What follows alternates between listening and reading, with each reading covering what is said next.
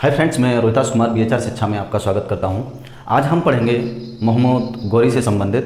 पिछले वीडियो में हमने पढ़ा था महमूद गजनवी से संबंधित, जिसने भारत पर 17 बार आक्रमण किए थे और 1030 ईस्वी में उसकी मृत्यु गजनी में हो जाती है। उसके बाद ये मोहम्मद गौरी से संबंधित एक चैप्टर है जिसके बारे में हम पढ़ते हैं। आइए सबसे पहले मैप से संबंधित जान लेते हैं कि इसकी लोकेशन कहाँ थी, किस प्रकार से ये गौर प्रदेश से गजनी में स्थापित होता है और एक गजनी का शासक बनता है, उस प्रकार से जानते हैं। क्योंकि पहले इस गजनी का जो शासक था वो महमूद गजनवी था, उसके बाद गौरी किस प्रकार से शासक बनता है गजनी का, इससे संबंधित ये भारत का उत्तरी क्षेत्र, ये दक्षिणी, ये उत्तरी पूर्वी और ये पश्चिमी, जो पिछले मैप में हमने बताया था।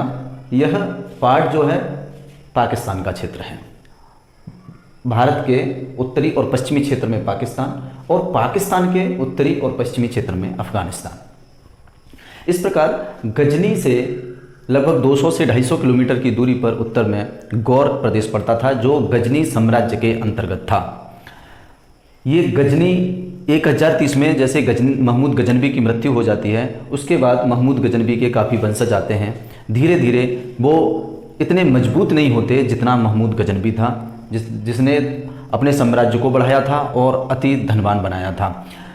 कहा जाता है कि गजनी का साम्राज्य बहराम शाह जो थे वो अंतिम इसके शासक थे। गजनी के जो महमूद गजनवी के वंशज थे वो अंतिम शासक थे। बहराम शाह गजनवी वंश के अंतिम शासक थे। और जो गजनी का जो साम्राज्य जो क्षेत्र था वो बहराम शाह के समय में ये जो दक्षिणी अफगानिस्तान और दक्षिणी पूर्वी अफगानिस्तान में सिमट गया था। दक्षिणी पूर्वी, दक्षिणी ये हुआ मतलब गजनी यहाँ है तो दक्षिणी अफगानिस्तान यहाँ, और इधर से लेकर के दक्षिणी पूर्वी लाहौर और इसी क्षेत्र में मुल्तान के क्षेत्र में सिमट गया था। उसी समय कमज़ोर सत्ता को देख करके गौर प्रदेश में कुछ राजनीतिक लोगों का समूह उभरता है। उसमें से एक परिवार के 6 से 7 लोग होते हैं जिन्हें अलाउद्दीन हुसैन के बारे में जानेंगे। अलाउद्दीन हुसैन 1151 ईस्वी में गजनी पर चढ़ाई करता है। इससे पहले जान लेंगे अलाउद्दीन हुसैन के जो भाई थे वो 6 भाई थे, जो कि बहादुरुद्दीन सबसे बड़े थे और अलाउद्दीन के 6 भाई थे जो गौर प्रदेश में थे। इनकी पिता की मृत्यु के बाद जो गौर प्रदेश का साम्राज्य था या जो भी उन्होंने अपना छोटा मोटा साम्राज्य बनाया था, गजनी की वो कम मानते थे। जो गजनी साम्राज्य के अंतर्गत आता था उसकी वो कम मानते थे, लेकिन गजनी साम्राज्य के ही अंदर था गौर। उस समय छोटा उन्होंने अपना साम्राज्य बना करके जो साम्राज्य था उसको अपने 6 भाइयों में बांट दिया। जो बड़ा भाई था वो बहादुरुद्दीन शाम था, उससे छोटा अलाउद्दीन हुसैन था। बहादुरुद्दीन जो शाम था उसके 2 पुत्र थे, गयासुद्दीन एवं शहाबुद्दीन। इन 6 भाइयों में से बंटवारे के इश्यू को लेकर के एक भाई कुतुबुद्दीन गजनी के शासक बहराम शाह के पास आ जाता है। वो बंटवारे से संतुष्ट नहीं होता है और बहराम शाह के पास आ जाता है। बहराम शाह क्या करता है कि कुछ समय बाद उसको जहर दे करके मार देता है। इसका बदला लेने के लिए अलाउद्दीन हुसैन 1151 ईस्वी में गजनी पर चढ़ाई कर देता है। किसके विरुद्ध? बहराम शाह के विरुद्ध। बहराम शाह कौन था? महमूद गजनवी का वंशज था और अंतिम शासक भी कहते हैं गजनवी वंश का। इस प्रकार अलाउद्दीन ने बहराम शाह के विरुद्ध चढ़ाई की। बहराम शाह वहां से भाग जाता है। किधर? क्योंकि साम्राज्य तो दक्षिण में था तो दक्षिण तो भागता नहीं है, वो दक्षिण पूर्वी क्षेत्र में भाग जाता है बहराम शाह। और जो अलाउद्दीन हुसैन था वो गजनी के क्षेत्र में 7 दिन तक लूटपाट करता है और महमूद गजनवी, उनके वंशज और उनके जो भी सेनापति होते थे और अमीर लोग होते थे, उन सभी की गजनी में हड्डियां खुदवा कर जलवा देता है और गजनी को तहस नहस कर देता है। उसी क्रम में अलाउद्दीन को जहां सोज की उपाधि मिलती है। अलाउद्दीन को जहां सोज की उपाधि मिल जाती है। जहां का मतलब होता है संसार और सोज का मतलब होता है जलाने वाला, मतलब संसार को जलाने वाले की उपाधि ले लेता है। तो अलाउद्दीन हुसैन से अब वह हो जाता है अलाउद्दीन जहां सोज। 1161 ईस्वी में अलाउद्दीन जहां सोज का देहांत हो जाता है। उसका पुत्र होता है सैफुद्दीन। उससे पहले की कहानी जानते हैं उधर क्या होता है। अलाउद्दीन जहां सोज ने गौर प्रदेश से आकर के गजनी पर चढ़ाई की, बहराम शाह को क्षेत्र को जीत लिया। इधर पश्चिमी और दक्षिणी पश्चिमी क्षेत्र में एक सुल्जूक वंश शासन कर रहा था, तो सुल्जूकों ने उसी समय गजनी पर आक्रमण कर दिया। गजनी को तो अलाउद्दीन शाह ने जीत लिया था, लेकिन उसी समय सुल्जूकों ने गजनी पर आक्रमण कर दिया। गजनी पर आक्रमण के क्रम में अलाउद्दीन को बंदी बना लिया। अलाउद्दीन बंदी बना लिया, फिर कुछ समय बाद अलाउद्दीन को उन्होंने छोड़ दिया। अलाउद्दीन छोड़ने के क्रम में गौर वापस चला जाता है, गौर पर ही शासन करता है, जबकि गजनी पर पूर्णतः शासन नहीं कर पाता है, ना पूर्णतः अलाउद्दीन के कब्जे में गजनी आता है। इससे ये गौर साम्राज्य फिर गजनी के अंतर्गत चला जाता है, लेकिन पूर्णतः गौर के जो वासी थे या अलाउद्दीन के जो वंशज थे, तो वो ये चाहते हैं कि हमारा गजनी पर शासन हो। फिर उसी में कुछ समय बाद अलाउद्दीन जहां सोज का देहांत हो जाता है, उसका पुत्र सैफुद्दीन गौर प्रदेश का शासक बन जाता है। उससे पहले अलाउद्दीन क्या कर जाता है कि अपने भाई बहादुरुद्दीन जो शाम थे, उनके दो पुत्र गयासुद्दीन और शहाबुद्दीन को बंदी बना लेता है, बंदी बना करके रखता है। जैसे ही अपने पिता की मृत्यु के बाद सैफुद्दीन गयासुद्दीन एवं शहाबुद्दीन को कैद से रिहाई कर देता है। जब उन दोनों की कैद से रिहाई हो जाती है तो क्या करते हैं, वो उसकी सहायता करते हैं सैफुद्दीन की, लेकिन इसी क्रम में कहा जाता है कि सैफुद्दीन की पत्नी के कुछ गहने सुल्जूकों ने ले लिए थे, लेकिन सुल्जूकों के सरदारों के पास वो गहने थे। जैसे ही सैफुद्दीन शासक बनता है, किसी सरदार के पास उन गहनों को देख लेता है, इससे जोश में आकर के वो उस सरदार की मृत्यु कर देता है सैफुद्दीन। लेकिन सैफुद्दीन की मृत्यु, जिसकी वो मृत्यु करता है, उसका भाई सैफुद्दीन की मृत्यु कर देता है। इस प्रकार से एक वर्ष के अंदर सैफुद्दीन की मृत्यु हो जाती है और गयासुद्दीन और शहाबुद्दीन शासक बन जाते हैं। कहाँ के? गौर के। गयासुद्दीन बड़ा भाई था और शहाबुद्दीन छोटा भाई था। तो गयासुद्दीन गौर का शासक बन जाता है और 1173 में गयासुद्दीन गजनी पर चढ़ाई करता है। गजनी पर चढ़ाई करता है और इसको जीत लेता है। किन से जीतता है? सुल्जूकों से, क्योंकि सुल्जूक पश्चिमी क्षेत्र से आक्रमण किया था और हल्का पूरा क्षेत्र पर कब्जा था, तो इधर आकर के सुल्जूकों से जीत लेता है गयासुद्दीन। गयासुद्दीन अपने छोटे भाई को गजनी का शासक 1173 ईस्वी में शहाबुद्दीन गजनी को उसका शासक घोषित कर देता है। अब जो शहाबुद्दीन था, जो गजनी का शासक बनता है, उसी का नाम आगे चल करके मोहम्मद गौरी हो जाता है। मोहम्मद गौरी के 3 नाम हैं, मोहम्मद गौरी, शहाबुद्दीन और मोइजुद्दीन बिन शाम। मोइजुद्दीन बिन शाम क्यों है? क्योंकि ये बहादुरुद्दीन शाम का पुत्र था। उसी के बाद इसका गौरी नाम किस प्रकार से पड़ता है? ये तो शहाबुद्दीन था, लेकिन गौरी किस प्रकार से पड़ता है? क्योंकि यह गौर प्रदेश से आकर के गजनी पर शासन करता है। जब गौर से आया तो इसका नाम गौरी हो गया। गौर से आया हुआ व्यक्ति दूसरे क्षेत्र में, आप भी किसी क्षेत्र से दूसरे में जाते हो तो बोलते हैं ये उस क्षेत्र का है, तो उस क्षेत्र से संबंधित नाम रख देते हैं। तो इस प्रकार गौर से आया गजनी पर, तो उसका नाम हो गया गौरी। तो अब वो शहाबुद्दीन जो था वो मोहम्मद गौरी के नाम से जाना जाने लगा। अब मोहम्मद गौरी क्या करता है? आक्रमण करना शुरू कर देता है। अब आक्रमण कहाँ करता है? उसको 1173 में तो गजनी पर गद्दी मिली है। अब वो 1175 ईस्वी में मुल्तान एवं उच्च के क्षेत्र पर आक्रमण करता है। जो हमने पिछले वीडियो में बताया है कि उच्च कहाँ पड़ता था, तो सतलुज नदी जो सिंधु नदी की सहायक नदी है उसके पूर्वी तट पर पड़ता है। मुल्तान पर कौन था? मुल्तान पर वो आक्रमण क्यों करता है? क्योंकि गजनी जो महमूद गजनवी था, उसका एक अंतिम जो बहराम शाह का पुत्र था खुसरो मलिक तो लाहौर में शासन कर रहा था। मुल्तान में महमूद गजनवी के मतलब जो अमीर व्यक्ति थे उनको छोड़ जाता था, वो शासन करते थे। तो मुल्तान और उच्च के क्षेत्र पर 1175 ईस्वी में इस क्षेत्र में मोहम्मद गौरी आक्रमण करता है और इसको विजित कर लेता है। उसके बाद क्या करता है? 1178 ईस्वी में विजित करके वो गजनी चला जाता है और 1178 ईस्वी में वो देखता है कि भारत की स्थिति क्या है इस समय, और भारत की स्थिति के बारे में अभी थोड़ा जान लेते हैं। इसे युद्ध से बताने से पहले भारत की स्थिति के बारे में जानेंगे। यहाँ पर जो थे अजमेर में, ये अजमेर है राजस्थान में, यहाँ पर पृथ्वीराज चौहान पृथ्वीराज चौहान शासन कर रहे थे। और दिल्ली, ये दिल्ली का चित्र है, दिल्ली में भी पृथ्वीराज चौहान का शासन था। पृथ्वीराज चौहान तोमर वंश से संबंध रखते थे।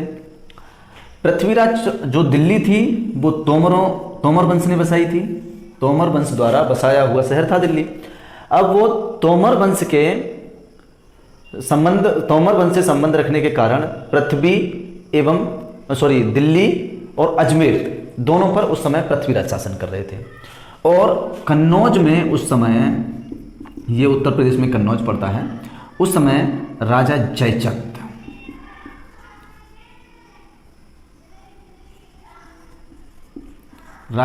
शासन कर रहे थे कन्नौज में। उसी समय चालुक्य वंश के अहिलवाड़ क्षेत्र में,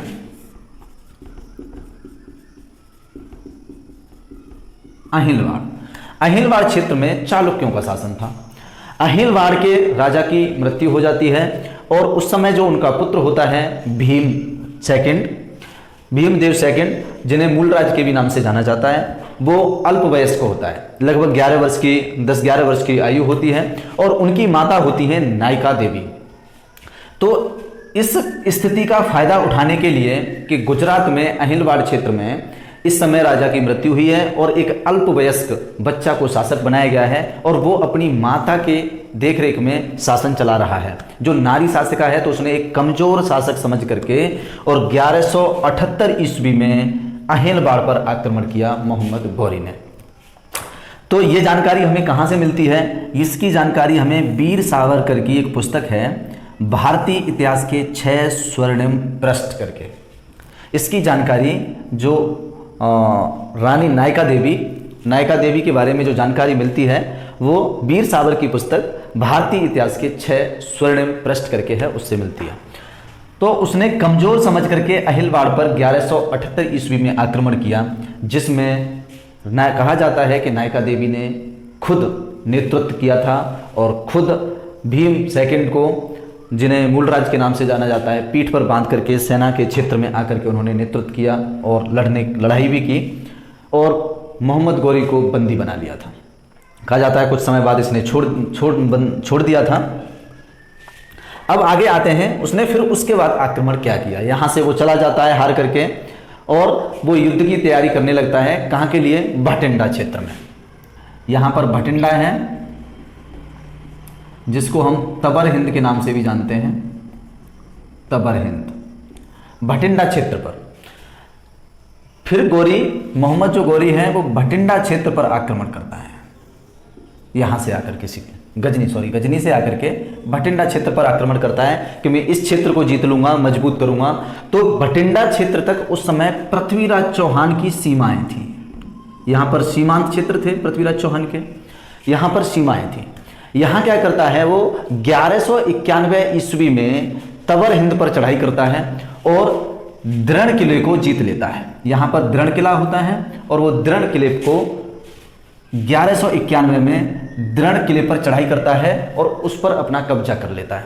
लेकिन इसी की जानकारी पाते ही पृथ्वीराज चौहान इस पर तुरंत चढ़ाई करते हैं। तराइन का प्रथम युद्ध से जाना जाता है। 1191 ईस्वी में तराइन का प्रथम युद्ध के नाम से जाना जाता है, जो युद्ध मोहम्मद गौरी और पृथ्वीराज चौहान के बीच में होता है।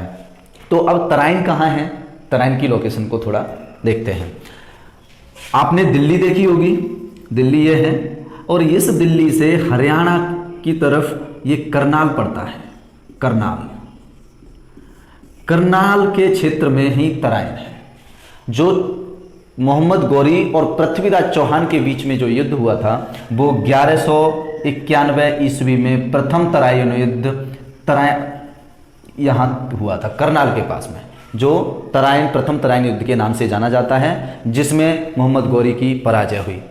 जिसमें कहा जाता है कि पृथ्वीराज चौहान ने मोहम्मद गौरी को सिंध तक रौंदा था और जिससे जान बचा करके मोहम्मद गौरी भाग गया था और कभी भी उसने ऐसा नहीं सोचा था कि मैं पृथ्वीराज चौहान पर दोबारा आक्रमण करूंगा। उसी समय की बात है, संयोगिता प्रकरण से लेकर के बात करते हैं। जयचंद की पुत्री थी संयोगिता। पृथ्वीराज चौहान संयोगिता से शादी कर लेते हैं बिना जयचंद की मर्जी से भगा करके शादी करते हैं। और कहा जाता है कि उसी दौरान राजा जयचंद जो थे कन्नौज के, उन्होंने पृथ्वीराज को संयोगिता को ले जाते समय उनको घेर लिया था, पृथ्वीराज चौहान को। जब पृथ्वीराज चौहान को घेर लिया, कहा जाता है कि धीरे धीरे पृथ्वीराज के सारे सामंत जो और सेनापति मारे जा रहे थे, धीरे धीरे सेना तितर बितर हो रही थी पृथ्वीराज की। उस समय जयचंद ने देखा कि संयोगिता खुद पृथ्वीराज चौहान के पीछे बैठी है और वो बार बार जयचंद से पुकार कर रही है। इस पुकार को सुन करके जयचंद ने अपनी सेना को आदेश दिया कि घेराबंदी तोड़ दी जाए। घेराबंदी तोड़ दी गई और पृथ्वीराज चौहान को छोड़ दिया गया और फिर विधि विधान से पृथ्वीराज चौहान की शादी संयोगिता के साथ दिल्ली में की गई। तो इस प्रकार क्या होता है कि जो कुछ सामंत थे वो पृथ्वीराज चौहान के राजा जयचंद से लड़ाई में कुछ मारे जाते हैं। उसी समय मोहम्मद जो गौरी था वो अपनी तैयारी में लग जाता है बदला लेने के लिए पृथ्वीराज चौहान से। तो उसमें एक कुछ पृथ्वीराज रासों से कुछ अंश मिले हैं कि नित्यानंद खत्री, प्रताप सिंह जैन, माधव भट्ट और धर्मानयन कायस्थ, इन लोगों ने मोहम्मद गौरी को मुखबरी दी और उसको आमंत्रित किया कि पृथ्वीराज चौहान की सेनाएं अब उतनी मजबूत नहीं हैं जितनी पहले थीं, अब आप आकर के आक्रमण कीजिए। लेकिन मोहम्मद गौरी को ये भरोसा नहीं होता, वो विश्वास नहीं करता है आक्रमण करने के क्रम में। वो अपने कुछ गुप्तचरों को भेजता है फकीरों के रूप में। तो कुछ उसके गुप्तचर गजनी से फकीरों के रूप में दिल्ली आते हैं और इन लोगों में मिल जाते हैं, जिससे वास्तविक वो जानकारी ले लेते हैं कि जो महारथी सामंत थे वो पृथ्वीराज चौहान के मारे जा चुके हैं और अब आप आकर के आक्रमण कीजिए।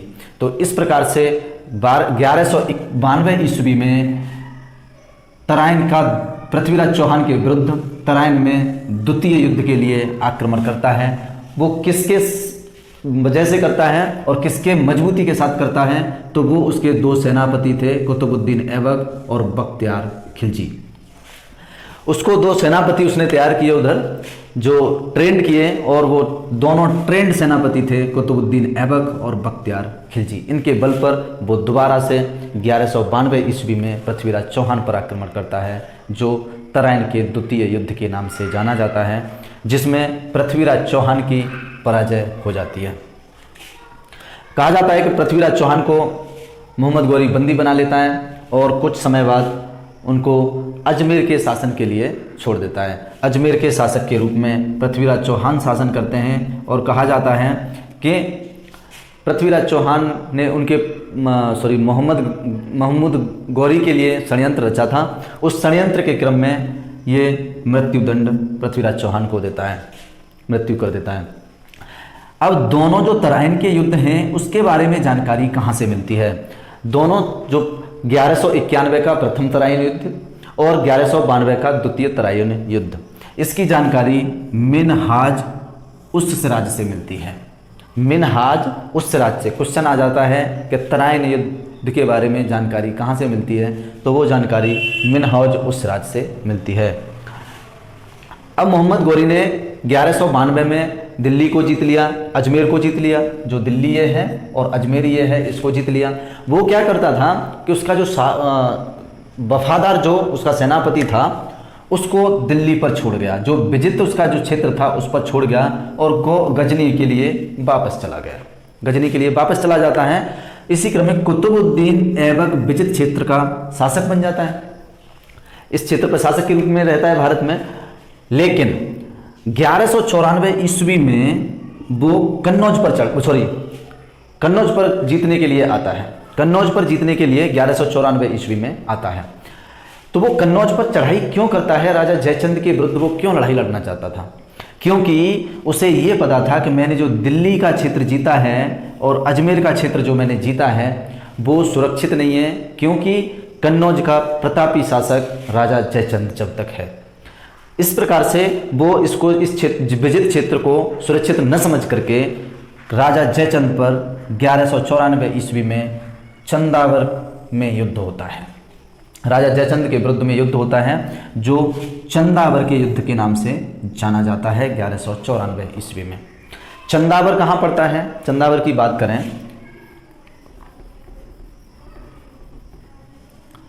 कन्नौज ये है और ये है इटावा उत्तर प्रदेश का, पश्चिमी उत्तर प्रदेश का क्षेत्र है। और ये है फिरोजाबाद, फिरोजाबाद के बारे में जानते होंगे। फिरोजाबाद का पूर्वी क्षेत्र और इटावा का पश्चिमी क्षेत्र। यहाँ पर पड़ता है चंदावर, चंदावर का युद्ध, जिसमें कुतुबुद्दीन ऐबक जो होता है वो दिल्ली से सेनाएं लेकर के चंदावर में पहुंचता है और उसी में सहायता के लिए मोहम्मद गौरी यहाँ से चंदावर में पहुंच जाता है। कन्नौज से कुछ सेना के साथ, कुछ कम सेनाएं थी उस समय जयचंद के पास, क्योंकि जयचंद का बहुत बड़ा साम्राज्य था, बंगाल से लेकर के सिंध तक, सिंध से लेकर के मालवा तक। उस समय में राजा जयचंद एक प्रतापी शासक थे। उनकी सेना के लिए एक वर्ड यूज किया जाता है दलपंगुल उस समय, क्योंकि उनके पास मजबूत सेनाएं थी, सुसज्जित सेनाएं थी और सुसंगठित सेनाएं थी। तो उनकी सेनाएं उसका सामना करने के लिए कोई सेना उस समय नहीं टिकती थी, तो उनकी सेना के लिए एक वर्ड यूज किया जाता है दलपंगुल। लेकिन उस समय जो सेनाएं थी वो उस समय पूर्वी क्षेत्र में, उत्तरी क्षेत्र में, दक्षिणी क्षेत्र में और पश्चिमी क्षेत्र में जगह जगह पर फैली हुई थी, क्योंकि सेनाएं एकत्रित नहीं हुआ करती थी। जैसे ही युद्ध घोष होते ही सेनाएं एकत्रित होती थी, लेकिन अनप्लान्ड युद्ध होने से सेनाएं एकत्रित नहीं हो पाई और कुछ थोड़ी सी सेना लेकर के राजा जयचंद चंदावर के युद्ध में उतर आए, जिसमें मोहम्मद गौरी जयचंद की मृत्यु कर देता है। कन्नौज नरेश ने 1194 में मोहम्मद गौरी के विरुद्ध चंदावर में युद्ध किया।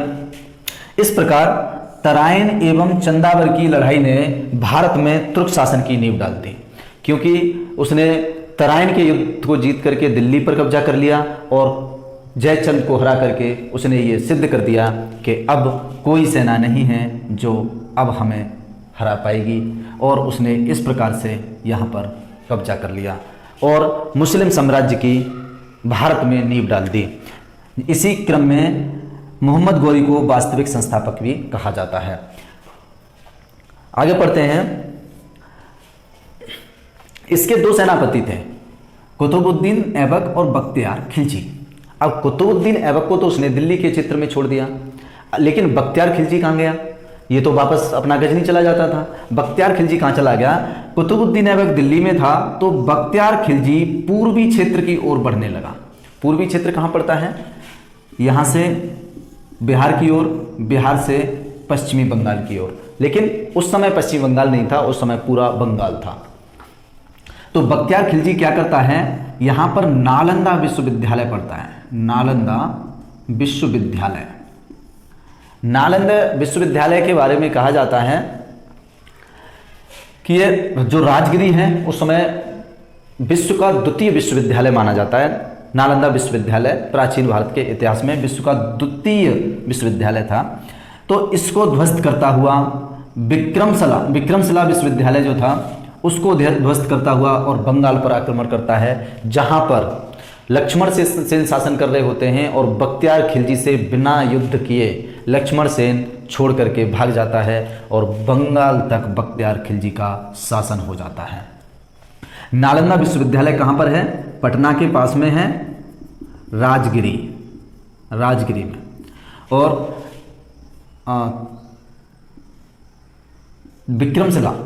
विक्रमशिला जो विश्वविद्यालय है वो पड़ता है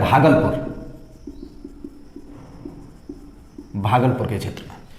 अब आपके मन में क्वेश्चन आता होगा, थोड़ा सा पढ़ लेते हैं, विश्वविद्यालय की बात आई है तो तक्षशिला विश्वविद्यालय कहाँ पर है? तो तक्षशिला विश्वविद्यालय रावलपिंडी में यहाँ पर था तक्षशिला। नालंदा विश्वविद्यालय, विक्रमशिला विश्वविद्यालय और तक्षशिला विश्वविद्यालय। इस प्रकार से दोनों विश्वविद्यालयों को ध्वस्त करते हुए वो बंगाल तक विजित हो जाता है। और असम, यहाँ पर असम पड़ता है, असम के एक शासक थे माघ इसको जीत लेते हैं और बख्तियार खिलजी की कहा जाता है कि उसी का एक मुख्य सेनापति बख्तियार खिलजी की हत्या कर देता है। इस प्रकार से कुतुबुद्दीन ऐबक दिल्ली में रुकता है और 1206 ईस्वी में, अब आते हैं 1206 ईस्वी में खोखरों ने एक विद्रोह कर दिया। कुतुबुद्दीन ऐबक जाके जानकारी इसको देता है मोहम्मद गौरी को कि उसके हिसाब से खोखर कब्जे में नहीं है और खोखर विद्रोह कर रहे हैं। तो खोखरों के विद्रोह को दबाने के लिए 1205 ईस्वी में मोहम्मद गौरी फिर भारत आता है और विद्रोह का दमन कर देता है, लेकिन लौटते क्रम में वही खोकर 15 मार्च 1206 ईस्वी में झेलम नदी के तट पर, जो झेलम नदी यहाँ पर है, झेलम नदी के तट पर उसकी हत्या कर देते हैं। कन्नौज विजय से संबंधित एक और क्वेश्चन बन जाता है। कन्नौज विजय के बाद मोहम्मद गौरी ने एक सिक्का चलाया था। सिक्का क्यों चलाया? क्योंकि उसे कन्नौज से ही डर था, क्योंकि राजा जो जयचंद थे वो प्रतापी शासक थे, तो उसे जीत करके खुशी हुई, तो उसने एक सिक्का चला दिया। क्या सिक्का चला दिया? जिस पर देवी लक्ष्मी की एक तरफ मतलब देवी लक्ष्मी की चित्रकारी थी और दूसरी तरफ अरबी में कलमा लिखा हुआ था। ये सिक्का जो चलाया था वो किसने चलाया था? मोहम्मद गौरी ने, कन्नौज विजय के बाद। एक और हमारा छोटा सा पॉइंट छूट जाता है यहाँ पे। उद्देश्य क्या था उसका? मोहम्मद गौरी का जो उद्देश्य था वो केवल साम्राज्य का विस्तार करना, लेकिन साम्राज्य का जब कोई व्यक्ति विस्तार करेगा तो उसमें एक उद्देश्य छुपा रहता है, धन लूटना, जो एक छुपा हुआ उद्देश्य था। क्योंकि साम्राज्य का विस्तार होगा तो धन तो अवश्य लूटेगा ही लूटेगा। इस प्रकार से ये टॉपिक कंप्लीट हो जाता है। आगे के वीडियो में हम पढ़ेंगे किस प्रकार से कुतुबुद्दीन ऐबक और बख्तियार खिलजी की तो कहानी यहाँ समाप्त हो जाती है। कुतुबुद्दीन जो ऐबक है वो सल्तनत की नींव डालता है और एक गुलाम वंश, सल्तनत काल की नींव डाल देता है, और गुलाम वंश की स्थापना किस प्रकार से 1206 ईस्वी में भारत में होती है, आगे उसके बारे में पढ़ेंगे। और ये सीरीज आपको किस प्रकार का लग रहा है जो अभी हम इतिहास का लेकर के चल रहे हैं, तो इसके बारे में थोड़ा कमेंट करके बताते रहिए और शेयर सब्सक्राइब जरूर कीजिए। Thank you.